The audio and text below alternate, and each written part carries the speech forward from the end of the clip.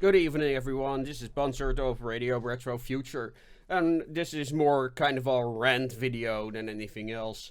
This is kind of a reaction to a article I saw on Steampunk Empire by Stephanie Kato, what is called "What is Atompunk?" Well, I'm not really gonna react to her article itself. It's more kind of a general thing, but this was the thing that sparked it. Atompunk is one of those really weird genres that I think is really redundant. I expressed my dissatisfaction with a lot of the punk labels out there in earlier videos and interviews that I've done on my channel. And Atompunk is one of those labels I'm like, what are you even talking about? Especially here, she names Fallout, the Fallout franchise, which is one of my greatest passions. And it's a typical example of a game and story that has been labeled as both steampunk, dieselpunk, atompunk, post-apocalyptic. It's insane. And this is exactly why I don't like all these labels, because, for example, when you look at websites with descriptions on dieselpunk, for example, you'll find all kinds of references to images I've seen on steampunk websites where it's described as steampunk. So you've got these, well, not necessarily groups of people, but all these different authors and bloggers and people labeling the same images as different genres over and over. And Fallout is one of those games that is really hard to place. I actually wrote a article on it on Tupperware Steampunk when I was still doing that.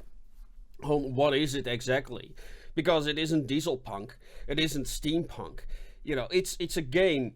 They did something really incredible with the Fallout franchise. Like, it's alternate history, but it takes place in the future of that alternate history. Try to wrap your head around that. How do you possibly define it? Well, I said in my original article that it's a beast in its own. You know, Fallout. It's its own creation. It is a game inspired by the very famous Mad Max franchise. That's what they wanted to do. And they were like, okay, how did that world get destroyed? And then they came up with this idea of creating this kind of Cold War scenario. They wanted to basically write a post-apocalyptic world with all kinds of references to the Cold War. That's how it got its unique aesthetic. They didn't intend it to become anything like dieselpunk or steampunk or anything like that. This is just like what I said in my video on steampunk in fantasy, which I'll put in the link in the description for a reference, because there you have the very same thing going on. People really, in case of steampunk, people really go for the aesthetic look of, in this case, the game. But when you look at the stories itself, you know, the reason for the aesthetic was because of storytelling.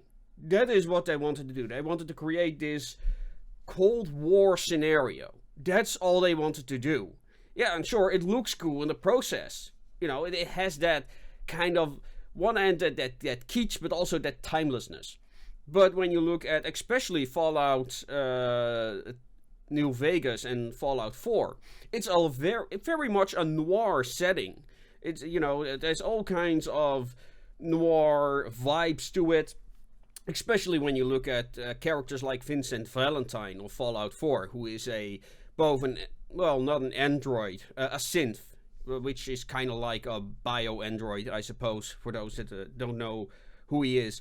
Who's looking for his past, who is also dressed like a kind of 40s detective, which would also correspond with the dress of that alternate past. But, you know, it really is very much a noir story when you look at Fallout 4. Like, you've got the killed spouse, the abducted child, a person not knowing of his past or what his future is going to be.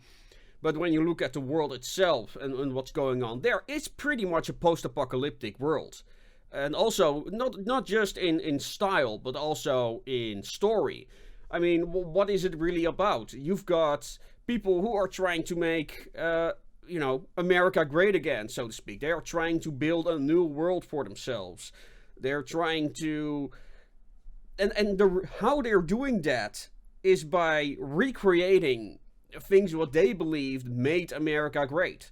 Like you've got references to the Minutemen who are trying to build up this militia to keep the Commonwealth safe. You've got the Brotherhood of Steel who are actually trying to prevent the pasts of the trying to prevent the mistakes of the past by limiting access to technology of that period. Meanwhile, they're becoming these really autocratic group that really tries to determine how people are allowed to live. So yeah, they're very despotic in a way. They're redoing the mistakes of the past. And you've got like the Enclave, which is not sure still exists in that world, but they're trying to recreate the oligarchical system of the past, and it's also really puritanical. They're trying to create a kind of an Ubermensch, as it were, based on themselves, which, because they're all inbred, is probably going to fail anyway. But they've determined that other people are not fit to live. So they're basically the fascists of their world. And you've got, Caesar's Legion, who's basically trying to recreate the Roman Empire, or at least how he envisions it, by enslaving all these tribes, making them fight for him. And yeah, well, he's not the most feministic individual who's out there enslaving all women, turning all children into a subservient caste with no past. And if you have no past, you don't have a future. That's probably one of the many themes you see in the Fallout franchise.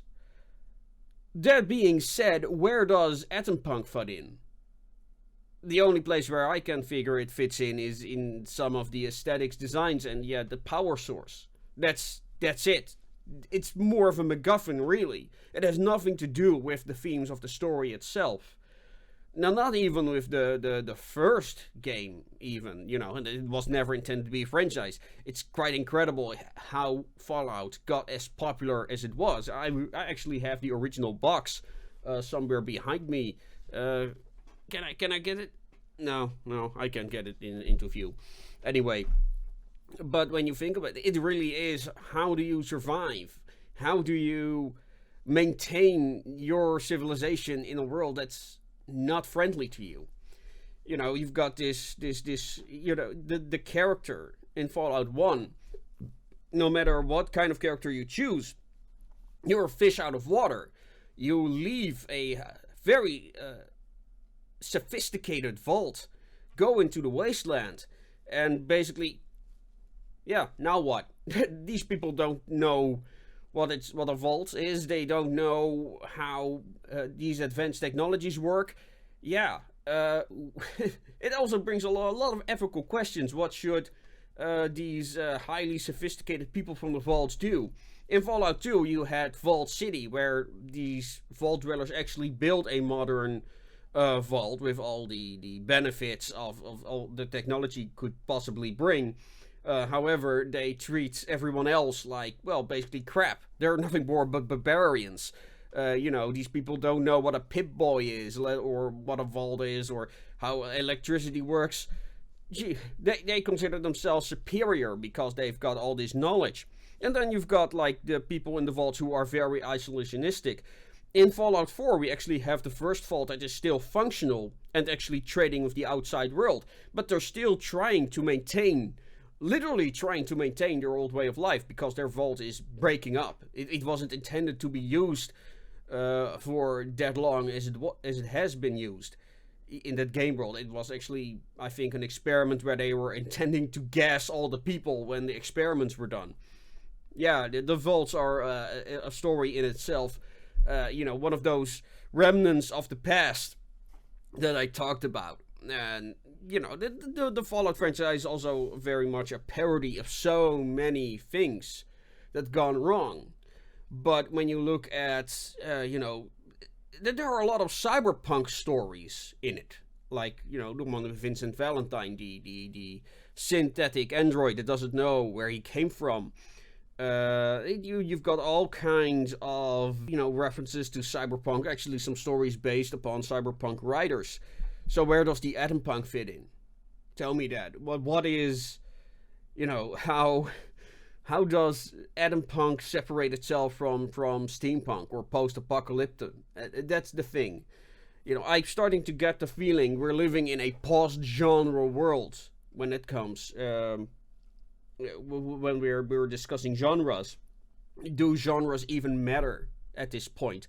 I already explained in my video, Steampunk in Fantasy, that steampunk kind of became diluted. It kind of split off in two subgenres. One that is steampunk inspired by cyberpunk, and then you got the steampunk with a lot of fantasy elements, to the point it's no longer science fiction, let alone cyberpunk.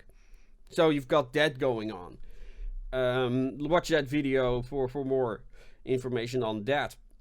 And one of the reasons that genres existed in the first place, from a market perspective, was shelf space.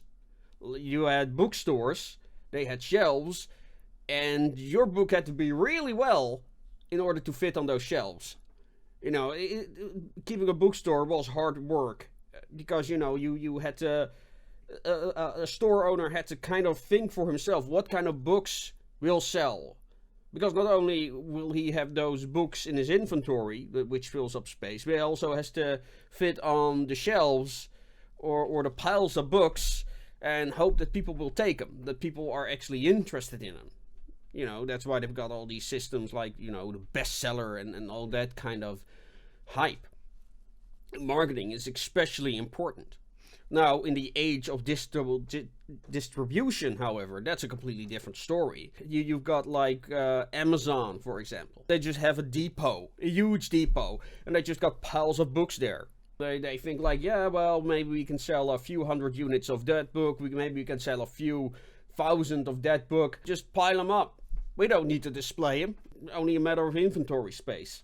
And if they don't sell, well, we'll throw them in with some bundle or something that people have if they want one book, they have to buy that one as well. It's not really an issue anymore. So anyone can publish books now. Self-publishing is easier than ever. It's really a matter on how much you're willing to invest yourself. That is the question. You can just sell your books in PDF if you don't have the money to print physical copies, and use the money from those digital versions to just to print your first physical copies. Yeah, it's a choice, really. It's not necessary anymore. How many people do you want to read your story? That's the question you have to ask yourself. Anyone can be a writer these days. How do you approach your audience? How much time do you put in self-promotion? That's more important. You don't need publishers anymore. And, the publishing world in Europe is also completely different from the one in the United States. Very different. But other writers can explain that way better than I can. So, yeah, don't ask me what the differences exactly are. It kind of makes me wonder, are genres still useful at this point? Don't need to, for example, when a publisher reads your book, he wants to know what kind of genre is it? What kind of shelves should it share with other books? Like, if it's science fiction, it will go under the science fiction category. If it's fantasy, it will go on the shelf with fantasy. Where does steampunk go? When I send in steampunk stories to contests, I often had to choose between science fiction and fantasy, because when I send it to the science fiction category, I would get complaints that it wasn't science fiction-y enough. When I would send it to the fantasy category, I would get complaints it wasn't fantasy enough. That's a thing that that steampunk still has. Yeah. And I think that's also the reason. What is steampunk? Well, nobody can answer it. In other words, anyone can slap steampunk as a label on anything. And, you got people then that start to complain, well, it isn't steampunk according to my taste. Well, that's fine. So, well, what is it then? Yeah, maybe if you, looking at that aesthetic or, that particular choice of MacGuffin, because that's what these things often are in these games. They're not even related to the theme. They're just, there. The thing with self-publishing is that people don't seem to understand genres that well. They think of something really fantastical, but they don't believe it's so good it deserves its own genre. That's not how genres are created.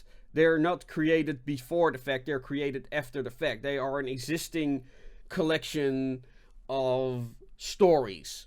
And people are like, yeah, these specific collection of stories, that deserves a name. And when you look at stuff like the examples that Stephanie used in her article, I'm like, yeah, but, Godzilla is more of a science fiction, really. It has all kinds of questions related to science and how science should be used responsibly. That's one of the major side stories of Godzilla. Yeah, sure, there's a monster.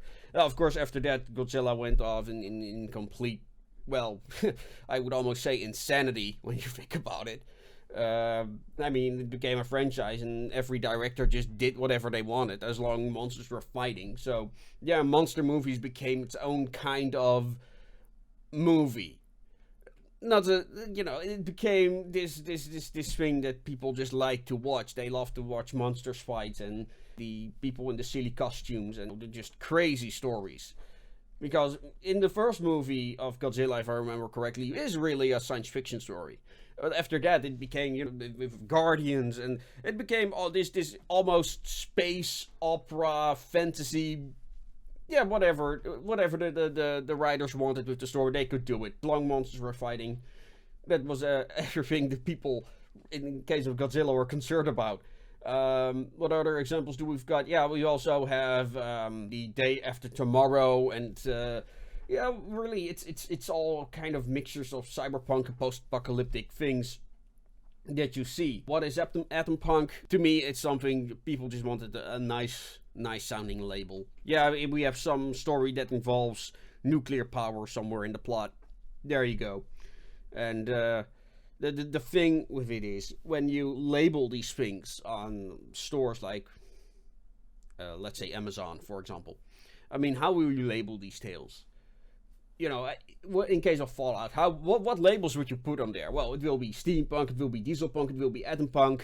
It will probably also involve decopunk and populux and retrofuturism. Really, people don't know anymore. And there you can put unlimited tags and labels on these things. So these labels really become kind of pointless. You could label it just as Atompunk out of principle.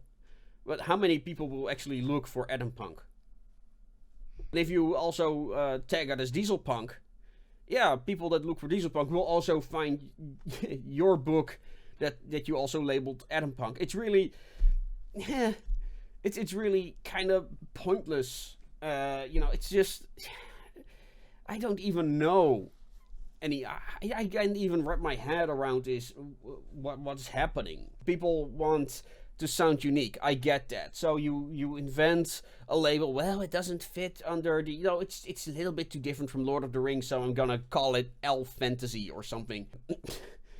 I really don't know where people think they're going with this. That's basically all I'm saying. And you're not doing the genres that inspire stories like this any justice either by just labeling things with whatever you like. And it really also, it's not necessarily a problem. Maybe I am looking far too deep into this.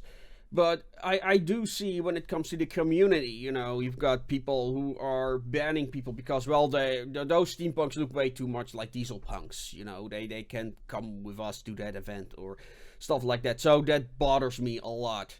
Or, oh, that art is not welcome here because it's too much steampunk. I've seen people post things like this. Why are you posting this in this diesel punk group? It looks far too much like steampunk.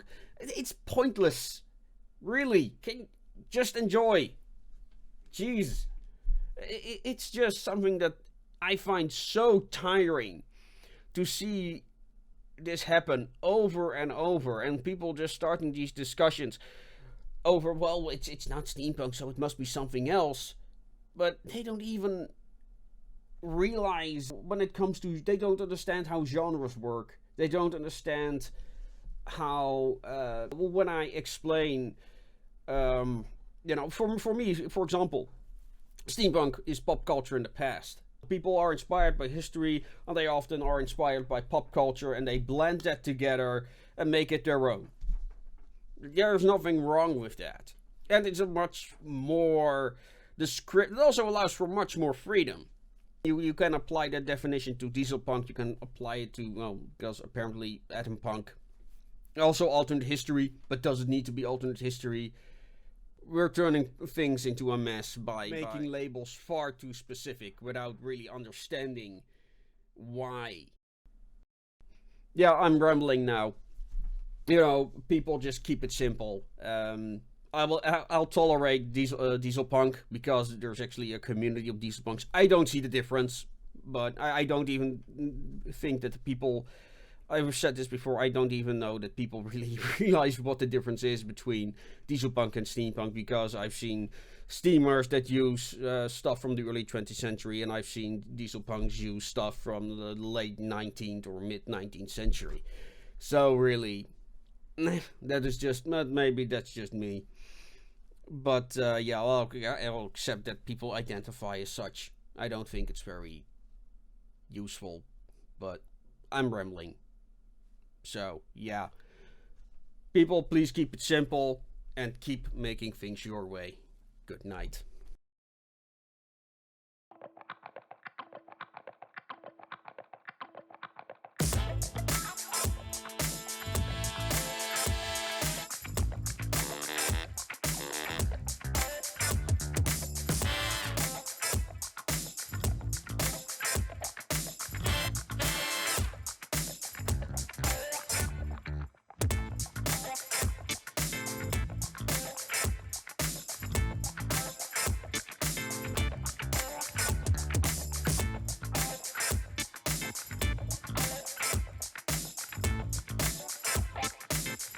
Do it all once more. Watch me.